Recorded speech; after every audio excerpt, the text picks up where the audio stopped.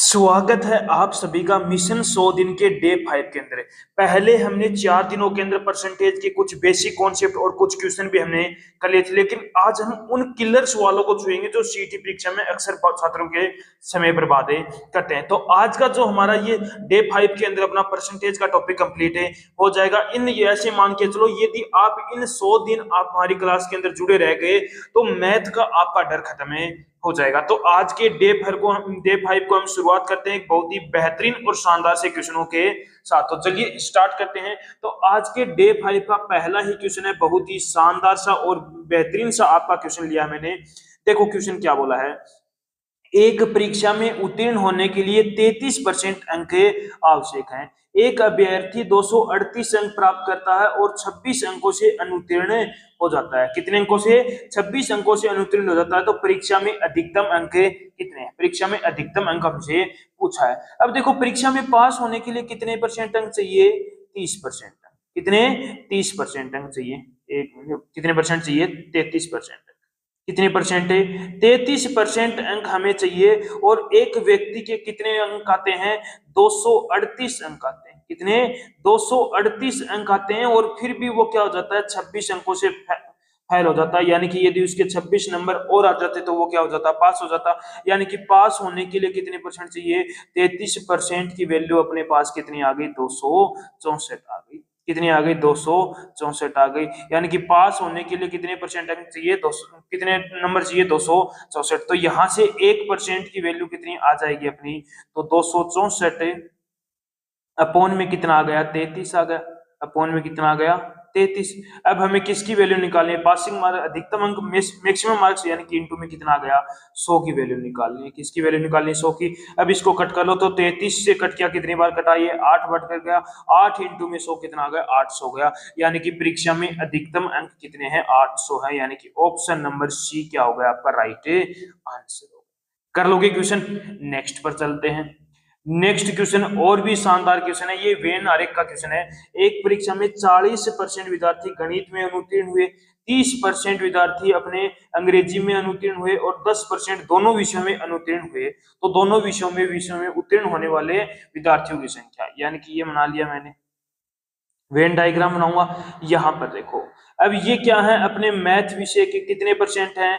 40% विद्यार्थी। कितने परसेंट है? 40%। और जो ये इंग्लिश विषय है, इंग्लिश विषय के अपने कितने परसेंट हैं? 30% विद्यार्थी हैं।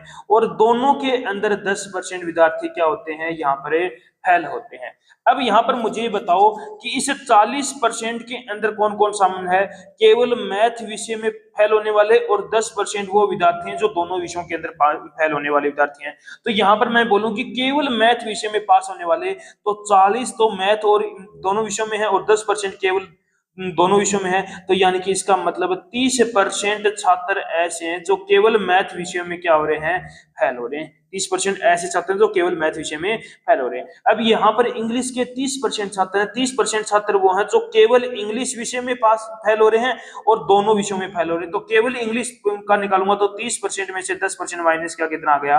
20% छात्र ऐसे हैं जो केवल इंग्लिश विषय में फेल हो रहे हैं। अब दोनों विषयों में उत्तीर्ण होने वाले, अब देखो दोनों विषयों में, तो 30% छात्र ऐसे हैं जो केवल मैथ में फेल हो रहे हैं, 20% ऐसे हैं जो केवल किसमें? इंग्लिश में फेल हो रहे हैं, और 10% ऐसे हैं जो दोनों विषयों में फेल हो रहे हैं। यानी कि फेल कितने हो गए आपके? 30 और 20, 50 और 10, 60। यानी कि 60% छात्र ऐसे हैं जो दोनों विषयों में क्या हो रहे हैं? फेल हो रहे हैं। तो 60% ऐसे हो गए जो दोनों विषयों में फेल हो रहे हैं। तो पास कितने हो रहे हैं? 40%। यानी कि ऑप्शन नंबर बी क्या हो जाएगा आपका? राइट आंसर हो गया। ये अपना क्या था? बेसिक कॉन्सेप्ट था। अब इसकी शॉर्ट ट्रिक आपको मैं बताता हूं। शॉर्ट ट्रिक क्या है? अपने मैथ विषय में के अंदर कितने परसेंट छात्र अनुत्तीर्ण हुए हैं? 40%। इंग्लिश के अंदर कितने परसेंट? 30%। इंग्लिश में कितने हो गए अपने? 30% हो गए। और जो अपने दोनों विषयों के अंदर, ये क्या हो गए? अपने दोनों विषयों के अंदर कितने? 10%। अब देखो यहाँ पर क्या करना है? इन दोनों को प्लस करना। 40 और 30, 70%, 70 हो गए। 70 में से 10 माइनस किया, 60 हो गए। यानी कि 60% छात्र ऐसे हैं जो दोनों विषयों में क्या हो रहे हैं? फेल हो रहे हैं। अब दोनों विषयों में फेल होने वाले 60 हैं, तो पास होने वाले कितने हैं? 40%। यानी कि ऑप्शन नंबर बी क्या हो जाएगा आपका? राइट आंसर हो जाएगा। ठीक है, नेक्स्ट क्वेश्चन पर चलते हैं। नेक्स्ट क्वेश्चन क्या कहता है? एक विद्यार्थी ने एक परीक्षा में उत्तीर्ण होने के लिए 36% अंक प्राप्त करने। कितने परसेंट? 36%।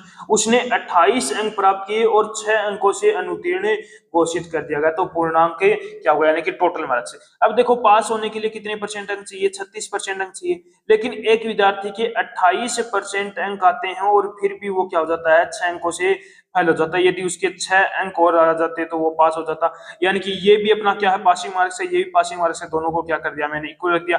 अब देखो 28 इधर आ गया तो कितना आ गया अपना, 8% आ गया। 36 में से 28 माइनस किया 8%।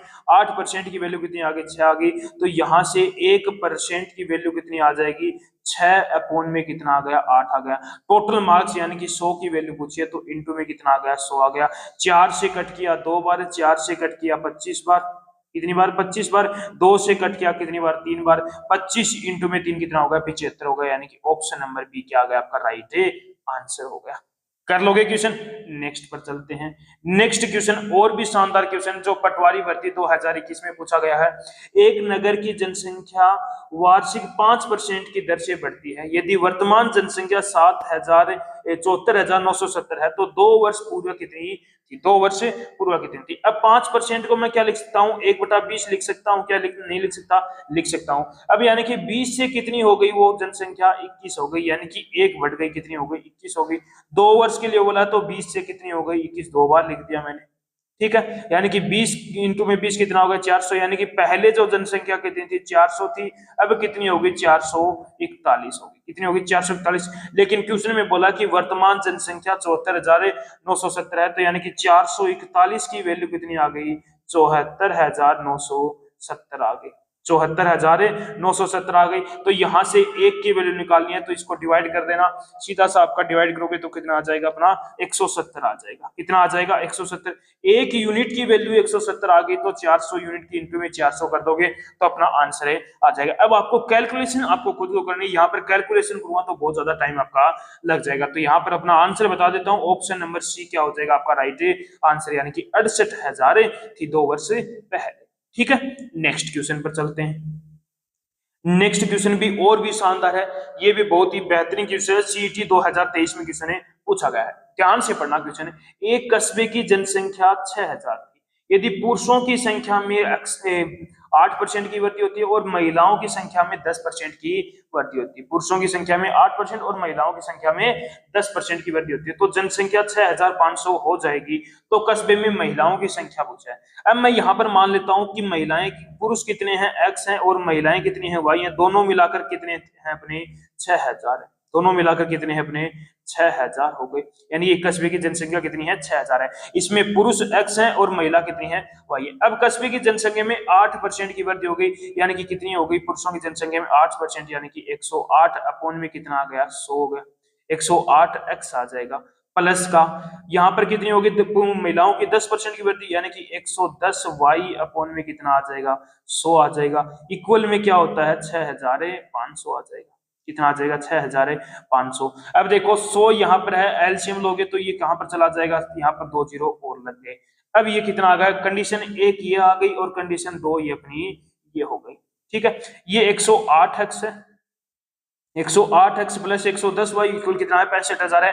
ये कितना है? x प्लस y इक्वल 6,000 है। अब दोनों को बराबर करना, कोई भी एक को बराबर कर लो तो x को बराबर करोगे तो इसको किससे मल्टीप्लाई कर दोगे?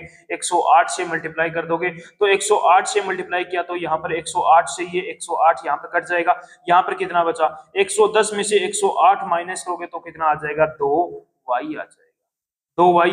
अब यहाँ पर 108 का मल्टीप्लाई 6,000 में करोगे तो 108 का मल्टीप्लाई यदि आपने कहां पर 6,000 में किया तो कितना आ जाएगा?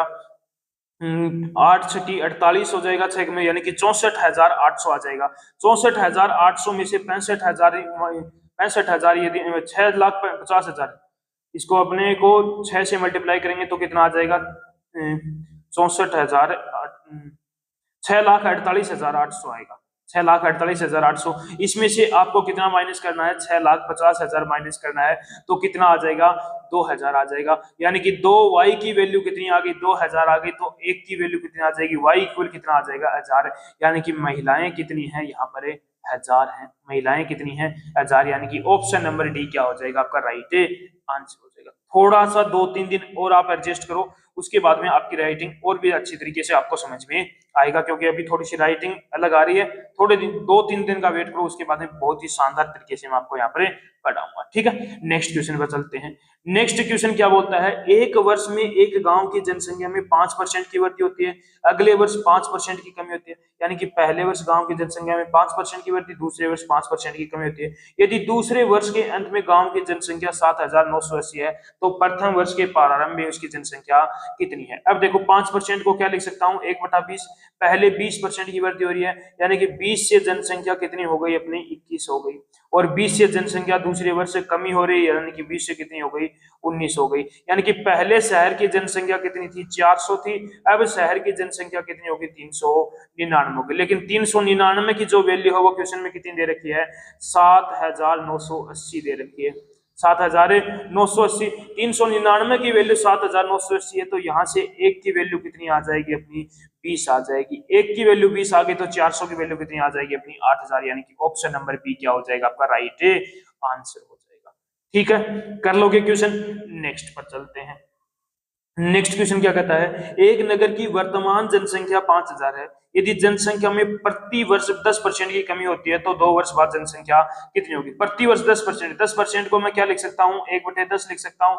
यानी कि 10 से कितनी हो रही जनसंख्या, कमी हो रही है, यानी कि 9 हो गई। 10 से कितनी हो गई जनसंख्या, 9 हो गई। 10 का 10 इंटू में 10 कितना आ गया, 100 आ गया। 9 इंटू में 9 कितना आ गया अपना, 81 आ गया। 9 इंटू में 9 कितना आ गया, 81 आ गया। शहर की वर्तमान जनसंख्या कितनी है अपनी, शहर की वर्तमान जनसंख्या 5,000 है। 2 वर्ष बाद की पूछी है, तो यानी कि 100 की वैल्यू कितनी है अपने पास है, 5,000 है। 100 की वैल्यू कितनी है, 5,000, तो एक की वैल्यू कितनी आ जाएगी, 50। तो 2 वर्ष बाद यानी कि 81 इंटू में 50 कितना आ जाएगा, 4,050। यानी कि ऑप्शन नंबर बी क्या हो जाएगा आपका राइट आंसर आ जाएगा। तो यहाँ पर कितना आ जाएगा, 0 आ गया, 5 5 हो गया, 8 पंजो 40, 4,050 आंसर अपना आ चुका है। ठीक है, नेक्स्ट क्वेश्चन पर चलते हैं। नेक्स्ट क्वेश्चन और भी शानदार है। एक गांव की वर्तमान जनसंख्या 1,30,910 है, यदि गत वर्षों में क्रमशः 6% की वृद्धि और 5% की कमी, 4% की वृद्धि हुई, तो 3 वर्ष बाद पूर्व जनसंख्या कितनी होगी। अब देखो यहाँ पर 6% को मैं यहाँ पर क्या लिख सकता हूँ, 3/50 लिख सकता हूँ। क्या 3/50 लिखूंगा, यानी कि 50 से जनसंख्या कितनी होगी, वृद्धि हो रही है, यानी कि कितनी होगी, 53 हो गई। 5% को मैं यहाँ पर क्या लिख सकता हूँ, 1/20 लिख सकता हूँ, यानी कि 20 से कितने की कमी हो गई, 1 की कमी हो गई, यानी कि कितनी हो गई, 19 हो गई। 4% की वृद्धि, यानी कि 1/25 लिख सकता हूँ। 25 से कितनी हो गई अपनी, 26 हो गई। 25 से कितनी हो गई अपनी, 26 हो गई। ठीक है, आ गई। अब देखो इसको मल्टीप्लाई किया तो 25 दूनी 50, 50 इंटू में पास कितना आ गया अपना, 25,000 आ गया। कितना आ गया, 25,000 आ गया।